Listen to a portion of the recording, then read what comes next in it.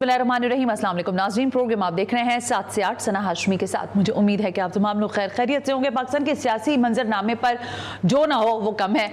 Press conferences की भरमार है। इस्लामाबाद में पिछले जो वीकेंड पर हमने दौड़ें लगती हुई देखी वो मुझे लग रहा है अभी भी थमेंगी नहीं।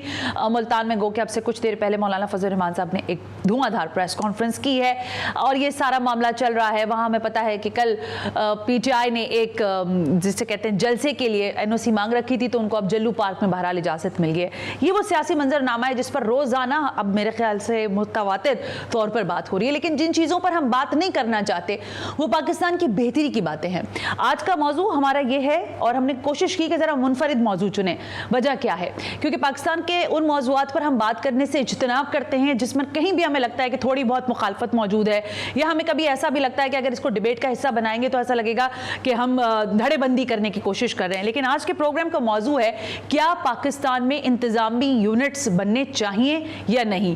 सूबों की जब हम बात करते हैं तो पाकिस्तान के आईन में बहरहाल इसमें गुंजाइश मौजूद है, लेकिन उसमें बहुत हद तक तरमीम के बाद ये गुंजाइश पैदा होगी। आप इलेक्शंस में सुनते हैं, अभी पिछले दिनों मैं सेनेट में सुन रही थी यूसुफ रजा गिलानी साहब को, उन्होंने कहा कि हम तो बार बार जनूबी सूबे की बात करते हैं, जनूबी पंजाब के सूबे की, लेकिन वो अभी तक शर्मिंदा ताबीर नहीं हुआ। हजारा सूबे का मामला अभी खटाई में पड़ा रहा। हमने गिलगित बल्तिस्तान को सूबे का दर्जा तो दे दिया, लेकिन अभी तक वहां पर मामलात वैसे नहीं हैं। तो ये वसाइल की तकसीम से डरता कौन है, और अगर ये हो गया तो इसमें मसला क्या है? ये शायद अहम तरीन सवाल है। लेकिन अवाम पाकिस्तान इस पर क्या राय रखते हैं, पहले आपको वो सुनवाते हैं, फिर आज कुछ एक्सपर्ट्स को हमने जहमत दी है उनसे इस पर राय लेंगे। लेकिन जरा पहले अवाम की राय।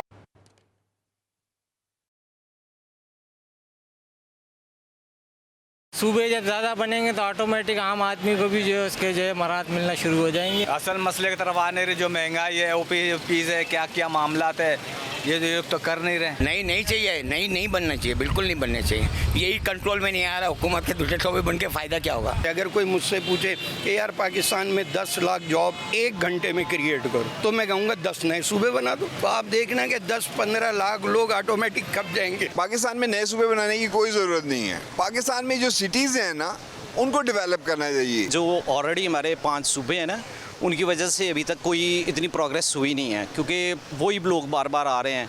नए सूबे बनेंगे, नए लोगों को अपॉर्चुनिटी मिलेगी। जो चीज़ें ऊपर लेवल तक ही हैं, जैसे बलदियाती इलेक्शंस वगैरह हैं, उनको फिर जो है वो प्रॉपर तरीके से उसको करवाया जाए, ताकि ऊपर की चीज़ें जो है वो नीचे तक जो है मैनेजमेंट तक भी आ सकें, ताकि गरीब आवाम तक जो है वो सारी सहूलियात जो हैं वो मैसर आ सकें। तो इसीलिए मेरे हिसाब से जो है वो नए सूबे बनने बहुत ज़रूरी हैं। भाई पहले 4 सूबों की आपसे इलेक्ट्रिसिटी मुकम्मल नहीं हो रही, और आगे और सूबे बना के आप करेंगे क्या? नए सूबे तो आप बना लेंगे, लेकिन मसाइल तो वही रहेंगे, पॉलिसीज तो आपकी वही रहेंगे।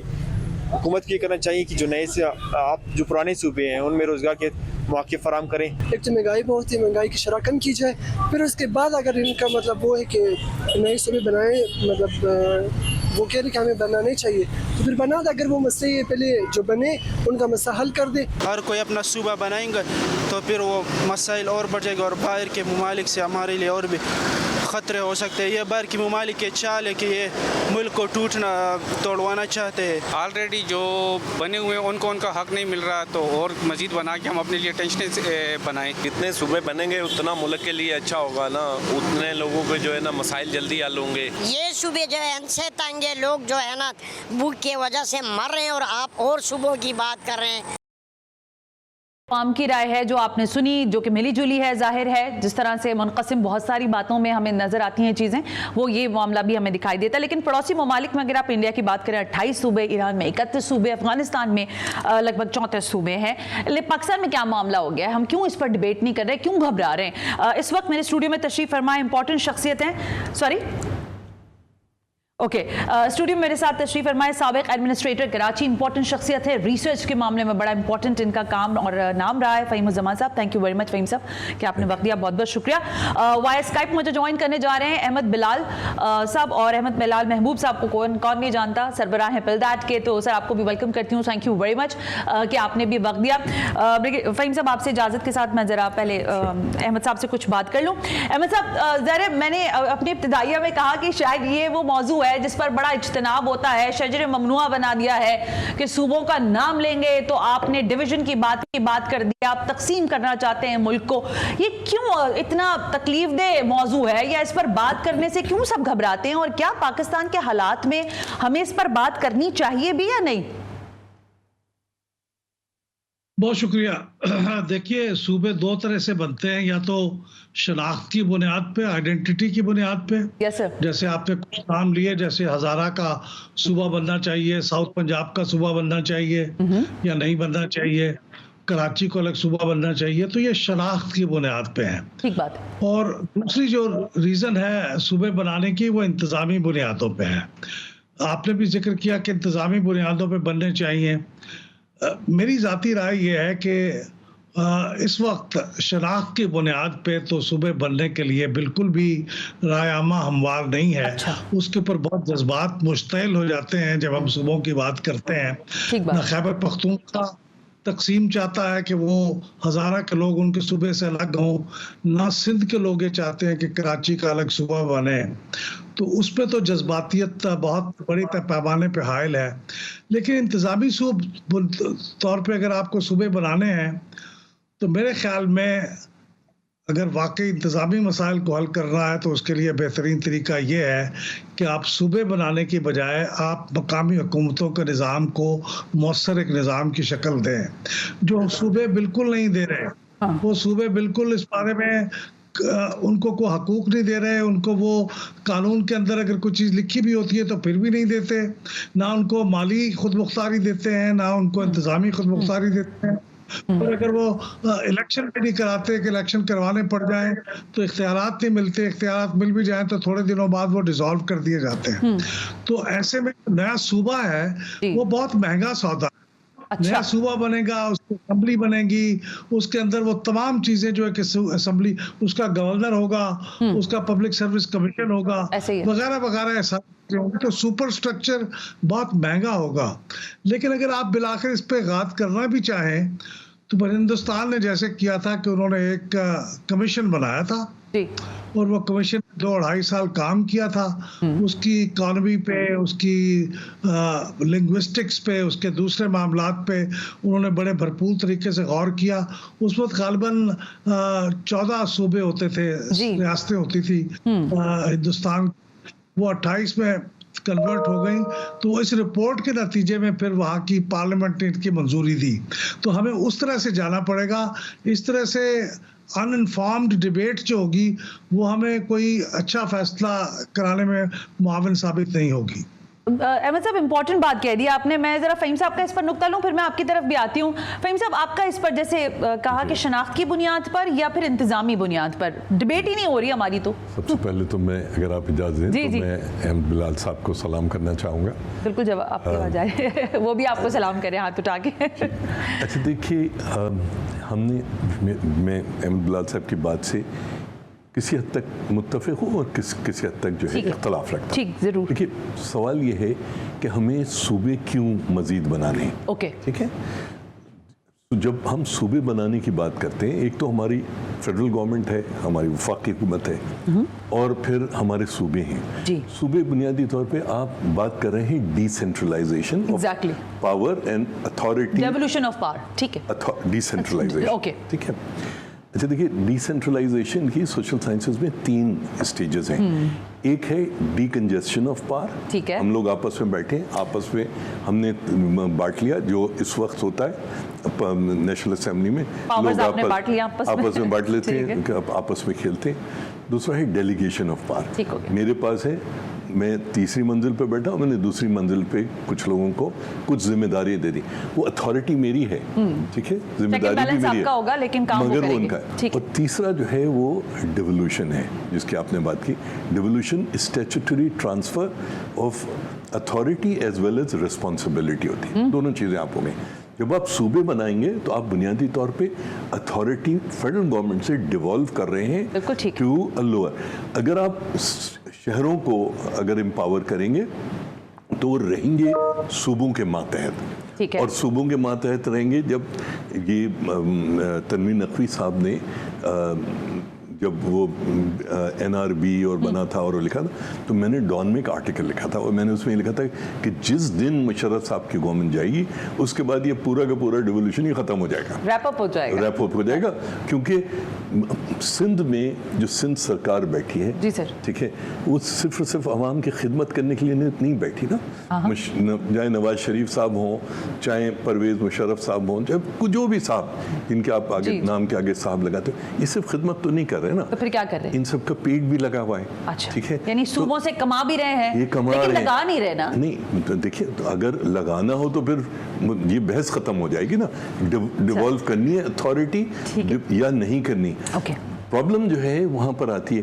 अब अगर जैसे पार्लियामेंट में हमारे जिस तरह से पार्लियामेंट बनती है, जिस तरह से पार्लियामेंट पे इस्टेब्लिशमेंट का और दीगर उनका असर होता है, जिस तरह से तुम उठ जाओ, तुम बैठ जाओ, बैठक कराई जाते, तो वो उसके अंदर देखिए, यूरोप में 100 ईयर वॉर हुई, 30 ईयर वॉर हुई, second world war, first world, उसके बाद उन्होंने आके बॉर्डर्स खराब कर 80s में उन्होंने पहले वो शेंजन 6 स्टेट्स बने, एंड आई वाज देयर जब वो 6 बने थे, तो आपको बॉर्डर पोस्ट नजर, फिर अब आज जो है कोई 26 या 28 मुमलिकतें हैं। ग्रीस जिसकी इतनी बड़ी तारीख है, उसकी आबादी क्या है? 1 करोड़ की आबादी है, और हमारी आपके तो शहर की 3 करोड़ की। मैं इसी पॉइंट पे आना चाह रही थी जरा अहमद साहब, मैं शायद जाती तौर पे अपने लिए पूछना चाह रही हूँ ये सवाल, हमारे यहाँ वसाइल की तकसीम से खतरा किसको है? यानी कहते तो सब हैं, देखिए अगर बल्दियाती निज़ाम की आपने अभी तस्करा किया कि अगर उसको स्ट्रेंथनाइज करने की आप बात करते हैं सर, तो आइन आप मुझसे बेहतर पढ़ते भी हैं, जानते भी हैं, उसमें 2 सतर पर लिखा हुआ एक बल्दियाती निज़ाम है जिस पर आज तक उसको एलैबोरेट ही नहीं किया गया। अब उसको करने की बात को जमातें बहरहाल कर भी रही हैं, लेकिन इससे मुझे सवाल यह है मेरे अंदर कि इससे खतरा किसको हो सकता है और क्यों होगा? नहीं, इस पे ये तो सवाल का जवाब बहुत आसान है। वसाइल की तकसीम का खतरा उन लोगों को होता है जिनके हाथ में वसाइल होते हैं। अच्छा, वो अपने हाथ से वसाइल दूसरे को नहीं देना चाहते। ये मरकज से बड़ी मुश्किल से वसाइल सूबों में मुंतकिल हो गए, लेकिन सूबे आप उसको मकामी सतह पे मुंतकिल करने के लिए तैयार नहीं है। ये कंसंट्रेशन ऑफ पावर जो है और हर ताकत को अपने हाथ में रखना, ये हमारे कल्चर का एक हिस्सा है, हम उसको हाथ से जाने नहीं देना चाहते। तो यही असल माइंडसेट भी है। अब हाँ, माइंडसेट भी है। और दूसरी बात जो मैं अर्ज करना चाहता हूँ, ये बात सही कही फ़हीमुज़्ज़मान साहब ने कि वो जो डेवोल्यूशन होती है, वो अगर उसकी कोई कॉन्स्टिट्यूशनल गारंटी ना हो तो फिर वो किसी वक्त मातहत से वसाइल ले लिए जाते हैं, इख्तियारात भी ले लिए जाते हैं। उसका हल हिंदुस्तान ने बड़ा अच्छा किया है। उन्होंने भी पहले कायन बनने के बाद तकरीबन 45 साल ऐसे ही अपना मकामी हुकूमतों का निज़ाम चलाया, और उसमें उन्होंने देखा कि कभी इलेक्शन होते थे, कभी नहीं होते थे, कभी इलेक्शन हो गए तो जल्दी हुकूमतें बर्खास्त हो गई, उनको इख्तियारात भी मुंतकिल हुए। तो उन्होंने फिर एक कॉन्स्टिट्यूशनल अमेंडमेंट की, ये गलबन 93-94 में की, और 2 नए चैप्टर इंट्रोड्यूस किए कॉन्स्टिट्यूशन में, एक पंचायती राज के मुतालिक और एक म्यूनिसिपैलिटीज के मुतालिक। और उसके अंदर जो लोकल गवर्नमेंट के बुनियादी हकूक हैं और इख्तियारात हैं, वो उसके अंदर कॉन्स्टिट्यूशन में लिख दिए गए, और कहा इसके बाद जो आप बाकी मामलात हैं वो सूबे या रियासतें खुद इसके बारे में फैसला कर लें, लेकिन ये आइन के अंदर गारंटीड है, इससे कम नहीं हो सकते। तो मेरे ख्याल में उसका हल ये है कि आप कॉन्स्टिट्यूशन 2-3 अमेंडमेंट्स इस वक्त हमारी पार्लियामेंट के सामने मौजूद भी हैं, कर लें, लेकिन सूबों के बारे में जो इखराजात होंगे, जो उन पे इखराज आएंगे, उनका फिर तखमीना लगाने के लिए कोई कमीशन बनाइए ताकि वो गौर से। लेकिन अहमद साहब, इसमें एक ज़िमनी सवाल मेरे जहन में आ रहा है, मैं उसका आपसे जवाब लेना चाहूंगी। फ़हीम साहब, आप कुछ कहना चाह रहे हैं? मैं सिर्फ अहमद साहब की तवज्जो इस तरफ दिलाना चाहता हूँ। अहमद साहब, मैं अभी इतवार को बड़ी मुश्किल से धक्के खाता हुआ स्कर्दू से कराची वापस आया हूँ। अच्छा, कराची में सीमेंट की बोरी की कीमत 1100-1150 रुपये। अच्छा, स्कर्दू में या गिलगित बल्तिस्तान में अगर आप जाइएगा तो 1850 से 2200 रुपये सीमेंट की एक की बोरी की कीमत है। अच्छा, मेरे जहन में जो चीज़ आती है वो ये आती है कि यार यहाँ पे लाइमस्टोन इतना है, यहाँ पे हाइडल पावर इतना है, ये दो ही चीज़ें चाहिए ना सीमेंट बनाने के लिए। तीसरी चीज़ चाहिए कंजम्पशन। 2 डैम्स बन रहे हैं, ठीक है, और हमेशा डैम बनते हैं। अच्छा, उनकी अच्छी खासी आबादी है, मगर वहाँ मिनी सीमेंट प्लांट भी नहीं लग पाता। आखिर उसकी वजह क्या है? मैं इसका जवाब नहीं दे रही, मैं चाहूंगी अहमद साहब इसका जवाब दे। मेरे जहन में जो जवाब आ रहा है मैं बताऊं, मगर चूंकि अहमद साहब ने मुझे यकीन है इस चीज़ की तहकीक नहीं की होगी, मैंने की इस बात की तहकीक। मसला ये है कि गिलगित बल्तिस्तान जो है वो टेक्निकली तो एक सूबा बना दिया है, मगर वो न यू में है न शियो में, वो मतलब वो उसके पास पावर नहीं है ना, कुछ नहीं है। हाँ। तो सारा का सारा सीमेंट आता है हरिपुर से, वेस्ट वे सीमेंट, तो फलाना सीमेंट, वहां से ट्रांसपोर्ट होता है 12-18 घंटे की उसके ऊपर। इसकी वजह से उसे, मगर गिलगित बल्तिस्तान में वो नहीं लगने देते, प्लांट नहीं लगने देते, मिनी प्लांट यार, कुछ छोटा सा, ताकि लोगों की हालत बेहतर हो। ये चीजें जो है ना, जब तक आप सूबों को नहीं डिवॉल्व करेंगे, या जैसे कहते हैं कॉन्शियसली हो रही हैं, शायद इस पर भी किसी वक्त डिबेट करेंगे। अहमद साहब, मेरे जहन में एक सवाल और भी था। देखिए, जब आप बात करते हैं, मैंने आपको मुख्तलिफ फोरम्स पे सुना, आप आबादी के हवाले से बड़ा तशवीश का इजहार भी करते हैं और बताते भी रहते हैं। हम भी यहाँ बैठकर जब कभी इस तरह के प्रोग्राम्स करते हैं तो सबसे पहले ये कहते हैं कि भाई जितना बड़ा कराची है, इतने बड़े तो लोगों के मुल्क होते हैं, जितना बड़ा सूबा हजारा है, इतना बड़ा तो मुल्क होता है लोगों के। नॉर्वे की आबादी देखें और कराची की आबादी देखें, आपको खुद ही अंदाजा हो जाएगा वहां लोग किन हालात में रह रहे हैं और हम किन हालात का शिकार हैं। क्या आबादी के तनासुब के हिसाब से भी हमें इस मामले पर, यानी इंतजामी यूनिट्स के मामले पर सोचने की जरूरत है? क्योंकि चाहे नौकरियां हो, चाहे तालीम हो, चाहे सेहत हो, ये सारी चीजें बहरहाल जुड़ी भी तो इन्हीं इंतजामी चीजों से है ना अहमद साहब? देखिए, इंतजामी यूनिट की जब आप बात करती हैं तो वो सूबे से एक अलग चीज है। ठीक है, इंतजामी यूनिट तो देखिए एक डिवीजन भी होता है, एक जिला भी होता है, लेकिन सूबा बिल्कुल अलग चीज है। सूबे के बारे में मैं तहफ़्फ़ुज़ात का इजहार कर रहा हूँ, लेकिन इंतजामी यूनिट बनाने के बारे में बिल्कुल मुझे यकीन है कि वो बनने चाहिए, वो बाइख्तियार भी होने चाहिए और वहाँ पे तमाम वो सहूलतें मुयस्सर होनी चाहिए जो कि किसी इंतजामी यूनिट के पास हो सकती हैं। देखिए, दुनिया में बड़े बड़े मुल्क हैं जहाँ पे सूबे नहीं हैं। मसलन इंडोनेशिया है, वो यूनिटरी फॉर्म गवर्नमेंट है, और बरतानिया भी यूनिटरी फॉर्म ऑफ गवर्नमेंट है। सिवाय इसके उन्होंने फिर 2 एक इंतजामी यूनिट बनाए, स्कॉटलैंड का और फिर वेल्स का और आयरलैंड का। लेकिन ये कि इंतजामी लिहाज से वहाँ पे बहुत से यूनिट मौजूद हैं। और तीसरी बात यह है कि अगर आप सूबे बनाने का फैसला कर भी लें तो ये इसके बारे में जो इत्तफाक राय दरकार है सूबों का फैसला करने के लिए, उसके लिए 3 इदारों से आपको 2/3 मेजॉरिटी चाहिए। सूबाई असम्बली जिसके हो रहे हैं, अगर वो एक असम्बली के हो रहे हैं तो एक के चाहिए, अगर 2 के बॉर्डर चेंज हो रहे हैं तो 2 के चाहिए, और फिर कौमी असम्बली से 2/3 मेजॉरिटी चाहिए, और फिर सेनेट से। ये तकरीबन इम्पॉसिबिलिटी है। तो मैं कहता हूँ इस्लामी यूनिट बनाने का काम जो है लोकल गवर्नमेंट से, उसी से काम चलाएं जब तक कि कोई इत्तफाक राय पैदा ना हो जाए।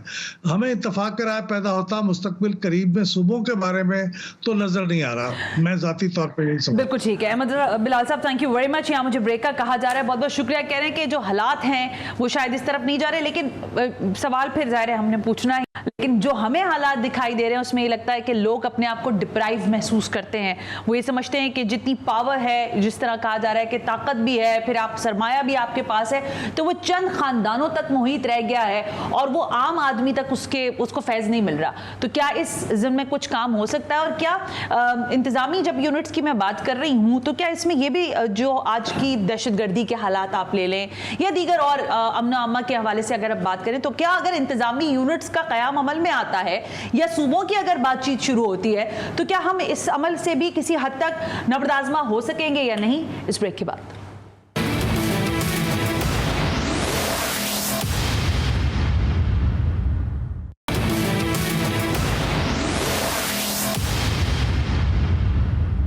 वेलकम बैक नाजरीन, हम ब्रेक पर थे। आज हम ये मौजू यहाँ पर डिस्कस कर रहे हैं कि मुल्क की आबादी बढ़ती जा रही है, वसाइल के ऊपर बात बहुत होती है कि मुल्क वसाइल से मालामाल है, तो क्या ये वसाइल की तकसीम सूबों की बुनियाद पर हो सकती है कि सूबे मजीद बनाए जा सकते हैं या इंतजामी यूनिट्स का क़याम अमल में आ सकता है या नहीं।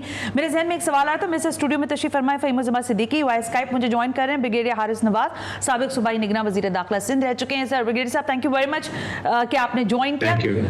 फ़हीम साहब, मैं यहाँ तक तो बात ले आई थी, सराय की सूबा आपको इलेक्शंस में उसकी आवाज़ आएगी। भावलपुर स्टेट थी, फिर वो ख़त्म हो गई, उसकी करारदातें मंजूर होती हैं लेकिन उसके ऊपर काम नहीं होता। ग्वादर सूबा बनेगा, बात हो रही थी। कराची में तो सूबे का नाम ले ले तो आप समझें कि आपने कोई गुनाह कर दिया है। हम सिर्फ बातें कर रहे हैं या अल्टीमेटली हमें इस पर अपना थॉट प्रोसेस शुरू करना चाहिए एटलीस्ट?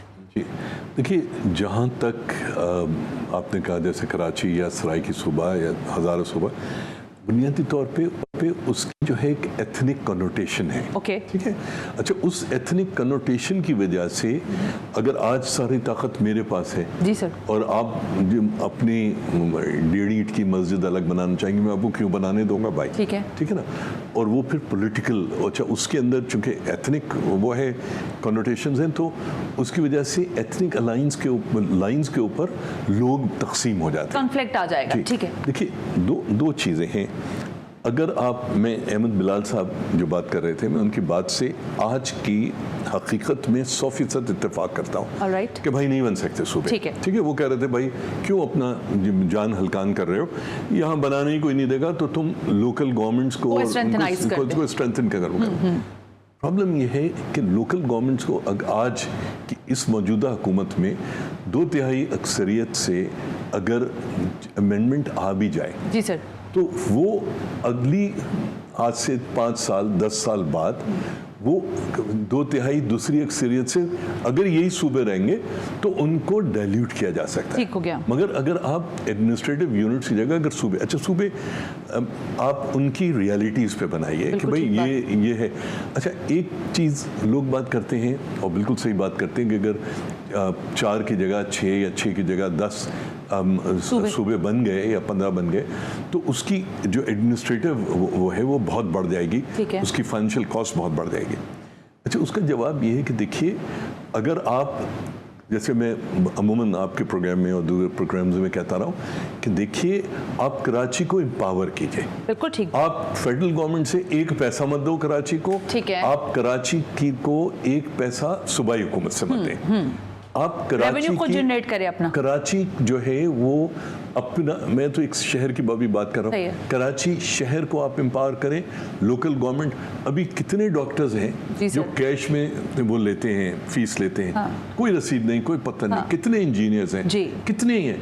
अच्छा, चूंकि इस्लामाबाद में बैठा है FBI, SRB शाइन कॉम्प्लेक्स में बैठा है तो वो नहीं कर सकता। मगर अगर फर्ज कीजिए कि अगर हम डिवॉल्व कर दें इस चीज़ को, ना मैं भाग सकूं, मतलब मुझे हमेशा डॉक्टरों की फीस और इस तरह की चीज़ें जिनके ऊपर टैक्स वो नहीं पे कर रहे, कैश देना पड़ रहा है, हमेशा तकलीफ होती है क्योंकि हम अपने माशरे से चोरी कर रहे हैं। बहुत इंपॉर्टेंट बात है। फ़हीम साहब ने अच्छा नुकता उठाया। ब्रिगेडियर साहब, आप क्योंकि ज़ाहिर है आपने साबिक सूबाई निगरान वज़ीर दाखिला की हैसियत से भी लास्टली ज़ाहिर सर्व किया है, आज हम जो मौजू लेके बैठे वो ये था कि देखिए, कच्चे के डाकू हमसे संभाले नहीं जाते, ठीक है। जो एडमिनिस्ट्रेटिव मामलात हैं उसमें हमने अपनी पुलिस को स्टैंडर्डाइज नहीं किया हुआ है।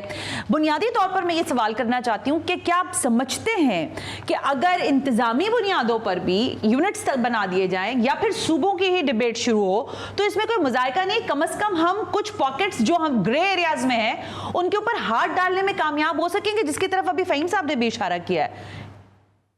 देखिए सना, बात यह है कि आज से कोई 20-25 साल पहले देखें, 30 साल पहले तो क्या आबादी थी, 8, 9, 10 crore.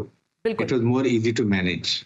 Now we have a bigger population हो गई, तकरीबन आप 250 मिलियन आबादी हो गई है। yes, और खास पंजाब की population is equal to rest of the 3 provinces की। सो पंजाब को तो डेफिनेटली जरूरत है कि आप वहाँ पर एक सदर्न पंजाब में, जिसपे होमवर्क भी काफी ज्यादा हो गया हुआ था, ये तो एक नेसेसिटी है कि इमीडिएटली बनाए। How can people come from वहाँ पर, अगर आप देखें कि मीर थेलो के पास रेंजरान खान सादकाबाद से बेचारे अपने केसेस के लिए कहाँ वो आए और आके वो अपने सुनते हैं, तो इसलिए उनको रेमेडी होनी चाहिए, वहाँ एडमिनिस्ट्रेटिवली बनाए और वो सुबह बनाने की जरूरत भी है। अच्छा। कराची को आई वुड से कि देखिए साथ एक टैक्स कलेक्शन, सेल्स टैक्स जो अभी बात करते थे फहीम सदीकी साहब, सेल्स टैक्स जो है ना जनरल सेक्टर, ये है मेन पिटफॉल कि इसको आप कैसे रिकवर करें। आप होटल में चले जाएं, आप डॉक्टर में चले जाएं, आप कहीं चले जाएं, कच्ची रसीद आप सेल टैक्स बचा लेते हैं। So you can generate lot of money. FBR में एक साल में 3 से 4 हजार अरब रुपए का सेल टैक्स और इनकम टैक्स सोन से चोरी होता है। एंड वी बेग फॉर एक $50 मिलियन, $1 बिलियन के लिए हम मिन्नतें करते हैं, कॉम्प्रोमाइज करते हैं बिजली पे, गैस पे, पेट्रोल पे, so चीजों पे। So put your house in, you have lot of resources. Like with KPK मैं ये सवाल पूछना चाहती थी कि देखिए ये टर्मिनोलॉजी शायद लोगों को सुनने में अच्छी नहीं लगती, लेकिन देही सिंध है और फिर शहरी सिंध है, ये तो एक तकसीम तो है ना आपके पास कि आपको पता है जो शहरी सिंध है वो भी कमाए। जैसे अभी थोड़ी देर पहले फहीम साहब कह रहे थे कि गिलगित बल्तिस्तान में जो सीमेंट की बोरी है वो 1800 रुपए में मिल रही है, कराची में 1100 रुपए की मिल रही है। तो क्या ही अच्छा ना हो कि वहां छोटे यूनिट्स या प्लांट्स लगे हुए हो ताकि वहीं पर लोगों की तरसील हो। हमें क्या कबाहत है कि हम सूबे की डिबेट ही नहीं उठाना चाहते। वो मैं ये नहीं कह रही कि महाजिर सूबा बना दे, मैं तो कह रही हूँ कि सारे मुख्तलिफ, और जैसे अभी आपने गुफ्तगू की, बाकी सूबों के ऊपर क्यों डिबेट नहीं हो रही, क्यों उसको सीरियस नहीं लिया जा रहा? देखिए इसलिए ये कि आप सुबह जहां पर आपकी मैन पर काम है, कभी बलोचिस्तान में वो स्टॉप डेवलपमेंट, आप देखें ना, एक लोकल आंसर क्या है, strong local body government. Local body government should be very strong. और अभी कराची में अगर एक्चुअली लोकल बॉडी स्ट्रॉन्ग हो तो कराची एक मिसाल में ट्रांसफॉर्म कर सकता है, क्योंकि यहाँ पर समुंदर भी है, सब चीजें हैं। तो वो फिर एक ईस्ट वक्त यहाँ पर फिर एक पक्का बन जाएगा ये महाजर सूबा और ये दूसरा सूबा। इसलिए इसको कराची को अवॉइड किया जाता है कि इसको ना किया जाए, अदरवाइज कोई हरज नहीं है, एडमिनिस्ट्रेटिवली इजी होगा, आसानी होगी। आप माशाल्लाह कराची में ही रहते हैं। वैसे ही मैं एक बात करूं क्योंकि कराची की बात बहुत आ गई है, वरना मैं तो ग्वादर के वाले से भी बात हो रही है अभी और मैं आगे जाके करूंगी भी आपसे। लेकिन कराची की डेवलपमेंट पर आपको लगता है कि उसी तरह से काम हो रहा है? आर्ग्यूमेंट के लिए NFC भी है आपके पास, लेकिन इन अदर वे आपको दिखाई देता है वो ट्रिकल डाउन इफेक्ट जिसके लिए 18वीं आईनी तरमीम अब लगाई गई और बनाई गई? देखिए ये तो एक बहुत ही एक डायकोटमी है हमारे सिस्टम की कि वाकई सिंध को बहुत सफर किया, खास तौर पे आई वुड से कराची को, क्योंकि ओनरशिप नहीं है। आपके सामने प्रॉब्लम ये है कि आपके पीपल पार्टी की अपनी रसाकशी है, MQM की अपनी है, मेयर की अपनी है। So you have to maintain a balance और इसमें एक नेशनल डिबेट की जरूरत बिल्कुल है। मैं तो यहाँ तक कहूंगा कि आपके BKP को देख करें, डिबेट हेल्दी होनी चाहिए। आप उसके रिसोर्सेज को सिस्टम ऐसा करें FBR का कि वो चोरी जो है ना वो खत्म हो जाए। ये बहुत ही इंपॉर्टेंट बात है। मुल्क में हम सफर इसीलिए कर रहे हैं कि यहाँ पर हम अपनी अपनी दो ईंटें लगाने की कोशिश करते हैं, नॉट रियलाइजिंग कि सिंध, कराची, पाकिस्तान कितना सफर कर रहा है। Gwadar is the most important, आपकी इकोनॉमी का हब जो है ना इस वक्त वो है गवादर। देखें सेंट्रल एशिया, उसके बाद China, Russia, Iran, Pakistan, they all depending on Gwadar operationalise हो जाए तो आपको इतना बड़ा जंप ऑफ पॉइंट मिलेगा। लेकिन इसी वजह से अफगानिस्तान क्यों वहां वो अपना वेपन एपोजिशन छोड़ गए हैं, वहां पर दुनिया की टेररिस्ट ऑर्गेनाइजेशन आ गई है, रॉ आ गई है, बिकॉज अगर अफगानिस्तान ट्रबलसम है तो आप बलूचिस्तान में कभी कामयाब नहीं होंगे, वो होता रहेगा। इसलिए अफगानिस्तान को पीसफुल करने के लिए you have to talk to Russia, you have to talk to China and you talk to Central Asia. बैठ के सिक्योरिटी के हेड जो हैं बैठे ना, मसला हल करें। Why don't you sit down? अच्छी बात है। ये वाला जो पॉइंट है, चाहे वो ग्वादर के लेवल पर हम बात करें, क्योंकि मैं भावलपुर की इसलिए बात करी क्योंकि उसकी अपनी एक हिस्ट्री रह चुकी है। आप समझते हैं कि ये टाइम आ गया है कि we should talk about this kind of an issue ताकि नॉकिंग तो हो एटलीस्ट? देखिए गवादर को हम शीशे के घर में बैठ के अगर हम ये बात करें कि दूसरे हम पर पत्थर मार रहे हैं विदाउट रियलाइजिंग कि सबसे बड़े पत्थर तो हम खुद चला रहे हैं। अब बलूचिस्तान के अंदर आज सम ऑफ माय बेस्ट फ्रेंड, सबसे अच्छे दोस्त जो ज़िंदगी में रहे, वो JPMC में पढ़ के गए, इधर पढ़ के गए। पिछले 2-3 साल से मुझे पहली बार ये एहसास होना शुरू हुआ है कि इन लोगों ने अपने आप को पाकिस्तानी समझने से बंद कर दिया। दे सी पाकिस्तान एज अ मतलब बलूचिस्तान की ज़िद या पाकिस्तान के ऊपर यूसरपेशन का ज़रिया। हम गवादर की तो बात करते हैं कि हम गवादर बहुत जरूरी है, पंचगोर की बात ना गवादर में आप गवादर की आबादी को आज तक आपने मीठा पानी दिया? आप इस्लामाबाद में जाके देखिए क्या डेवलपमेंट है, क्या एक डिसैलिनेशन प्लांट आप गवादर में नहीं लगा सकते, आप पसनी में नहीं लगा सकते। मसला ये है कि गवादर आपको उसकी स्ट्रेटेजिक लोकेशन आपको चाहिए, गवादर के लोग आपको नहीं चाहिए, आपको तुर्बत के लोग नहीं चाहिए, आपको पंचगूर के लोग नहीं चाहिए, उनकी तरफ रवैया आपका जो है ना जमहूरी नहीं है। और वो जमहूरी रवैया क्यों नहीं है कि जिन लोगों का जमहूरियत से कोई ताल्लुक वास्ता नहीं वो बलूचिस्तान को रन करते, वो कंट्रोल करते। तो अगर आप इसी तरह से इस मुल्क को देखिए, जैसे मैंने अर्ज किया, मैं आपको गिलगित बल्तिस्तान की जो मिसाल है, मसला ये है कि आपकी जब हम इस्टेब्लिशमेंट की बात करते हैं वो पुलिस फौज सिविलियन सिविल ब्यूरोक्रेसी नहीं होती, उसमें पैसे वाले, उसमें सरमायादार हैं, बाकी सारे लोग रूलिंग एलीट। हाँ जी, बिल्कुल रूलिंग एलीट। जिन लोगों की हत्तार में, कोट नजीबुल्लाह में इसमें इफेक्ट लगी हुई है, जिनका खाते चल रहे, Why would they allow कि एक 3,000 टन की गिलगित बल्तिस्तान में वो लग जाए? गिलगित बल्तिस्तान के अंदर ऑलमोस्ट सारी ब्यूरोक्रेसी जो है, चीफ सेक्रेटरी से लेकर वो सारा का सारा रेस्ट ऑफ द पाकिस्तान से आता है। वो जब तक आप लोगों को नहीं एम्पावर करोगे, जब तक आप जो सूबों की बात है ना, मैं सूबों की, आपने कहा अर्बन रूरल, भाई हम सिंध के अंदर एक इंडस जो है वो भी तो पार्ट है ना, आप इंडस के राइट बैंक और लेफ्ट बैंक को कर लें, बिल्कुल ठीक है, कौन सा Hyderabad is on the left bank, Karachi is on the right bank, Larkana is on the right bank. आप कहने का मतलब है आप एडमिनिस्ट्रेटिवली कीजिए, बिल्कुल ठीक। आप लोगों को ये मत एहसास दिलाएं कि हम एक और छप्पून मार रहे हैं आप पे। बिल्कुल, बहुत अच्छा पॉइंट है ब्रिगेडियर साहब। आपको लगता है कि अमन अम्मा के जो मामला हैं, आपने भी पिछले दिनों ज़ाहिर मॉनिटर किया सारी चीज़ों को, क्या अगर सूबे की डिबेट खुलती है तो क्या हमें उसमें भी कोप अप करने में आसानी होगी, या आपको लगता है कि उसके लिए कुछ इतना ये बेनिफिशियल साबित नहीं होगा शायद? नहीं, देखें, बिल्कुल अभी जितनी डेवलपमेंट हो रही है, आप एनवायरनमेंट के साथ, टाइम के साथ, you have to go for different options. पर ये कोई ऑप्शन नहीं कि हमने आके बंद किया कि 4 सूबे ही रहने हैं। देयर इज नो हार्म कि आप इसको 4 बनाए, 6 बनाए, 8 सूबे बना लें, depending on the administrative availability and easement of the people of that province. ये जरूरी है।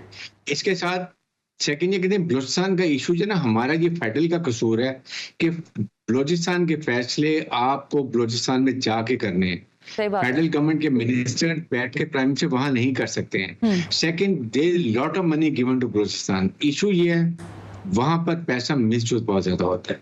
सो उसके लिए आपको मॉनिटरिंग बनाएं, अच्छे लोगों को वहां लेके जाएं। दे शुड सी कि ये डिसैलिनेशन प्लान के 10 लाख सकते थे वहां पर, जितना पैसा खर्च हुआ है वहां पर दिया गया है इवन नाउ। और वो बलोची हमारे देखें टोटल वहां पर कुछ 70 लाख हैं बलोची, जिसमें ब्रोई भी हैं और एक्टिव बलोची हैं। आप उनके लिए कोई रिलीफ पैकेज दें, उनके लिए कोई और फैसिलिटेशन करें।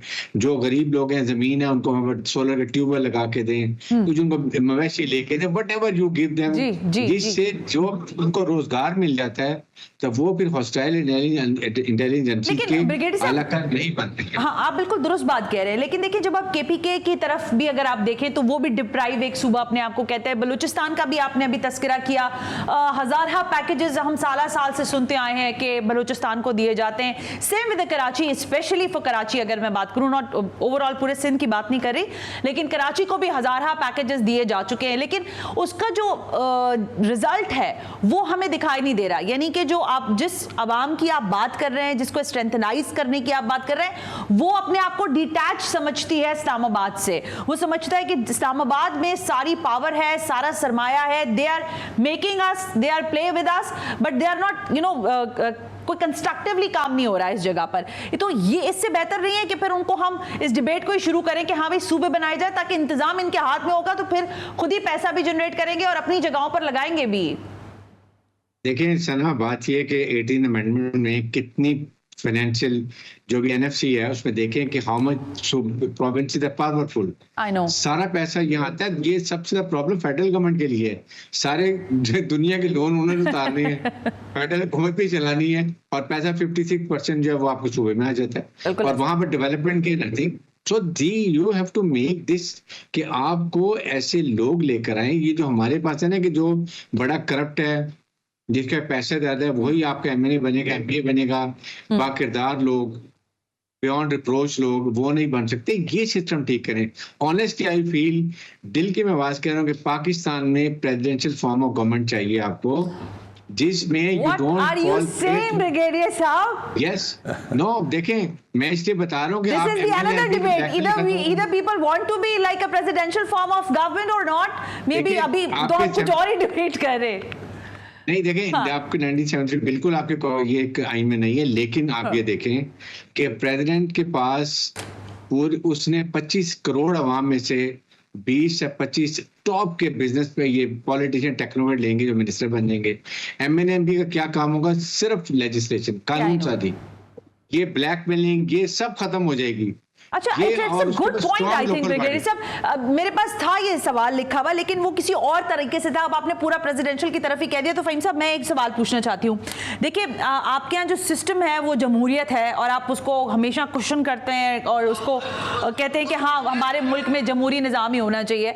लेकिन जब हम इस तरह की यूनिट्स की, सूबों की बात करते हैं, अभी मुझे बात करते हुए ब्रिगेडियर साहब की बात से याद है, कालाबाग डैम वो हमने मुतनाज़ बना दिया, सूबे की बात करते हैं वो तनाज़ात का शिकार हो जाती है, प्रेसिडेंशियल फॉर्म ऑफ की बात करते हैं गवर्नमेंट की तो वो मुतनाज़ हो जाती है। व्हाई वी आर लाइक, मतलब क्यों है ऐसा?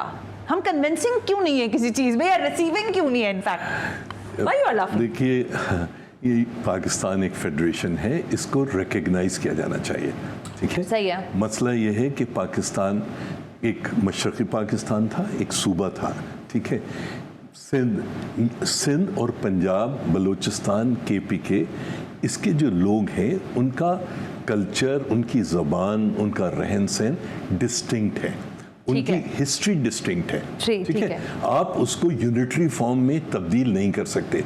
जब आप प्रेसिडेंशियल फॉर्म की बात करते हैं तो इसका मतलब है कि वो जो है प्रेसिडेंट ऑब्वियसली अब तो इस्लामाबाद में ही बैठेगा, तो इस्लामाबाद में बैठ के वो जो है पंजगूर या ठट्टा, नवाब शाह, लाड़काना, इनके मसाइल। दूसरी चीज़ ये कि मैं बीडी साहब से इंतहाई माजरत के साथ इस बात से इख्तलाफ करना चाहता हूँ कि there is no such thing as अच्छे लोग लेकर आओ। ये जो हमारा माइंड सेट है ना कि इस्लामाबाद का, कि हम अच्छे लोग ले आएंगे, there is no such thing as अच्छे लोग।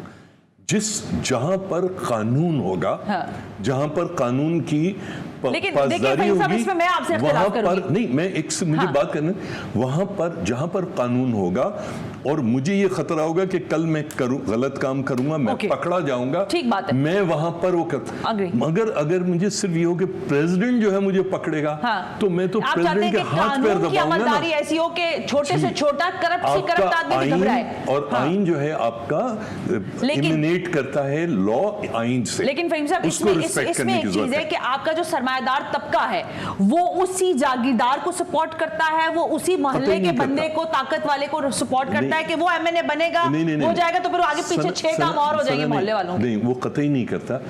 सरमायादार जागीरदार की जिद है, वो तारीख में जागीरदार से आगे, ठीक है? यहाँ पर सरमायादार मजबूर है, अच्छा, उसको, क्योंकि उसको ये पता है कि जो हमारी पावरफुल फोर्सेस हैं, चाहे वो रिलीजियस हो, चाहे वो जागीरदार के साथ है, सरदार के साथ है। That's why they are putting the money on that side, right? They only bet on the horse that's going to. All right, brigadier साहब, बस मैं रैप अप ही करने लगी हूँ। क्या ये वक्त है कि हम नए सूबों के बारे में बात करें, या ये वो वक्त है कि हमें इस पर बात ही नहीं करनी चाहिए क्योंकि सियासत में और बहुत कुछ हो रहा है, इसलिए ये इस तरह की थॉट प्रोवोकिंग बात करना जो है वो शजर ममनुआ होगी, या आप तकसीम करेंगे, या आप गद्दार कहलाएंगे अगर आप सूबों की बात करेंगे?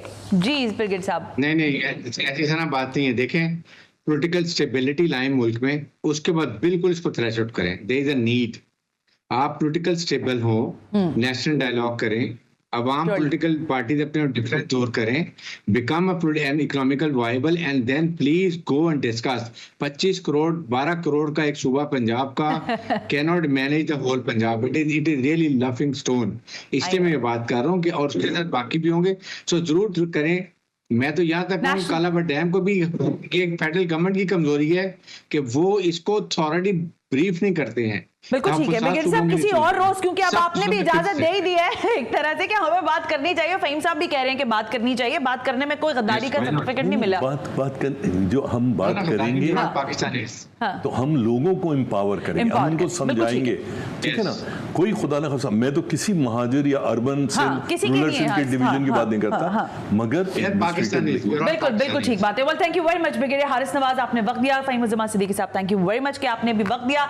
और अहमद बिलाल महबूब साहब शुक्रिया। कोशिश ये थी कि जरा कुछ फ्रूटफुल गुफ्तगू करें और सोचने पर मजबूर करें, लोगों को समझने पर मजबूर करें कि मुल्क को आगे बढ़ाने के लिए कुछ बेहतर इक़दाम की जरूरत है, लेकिन नेशनल कंसेंसस के साथ। आज के प्रोग्राम से सना हाशमी को इजाजत दीजिए। अल्लाह हाफ़िज़।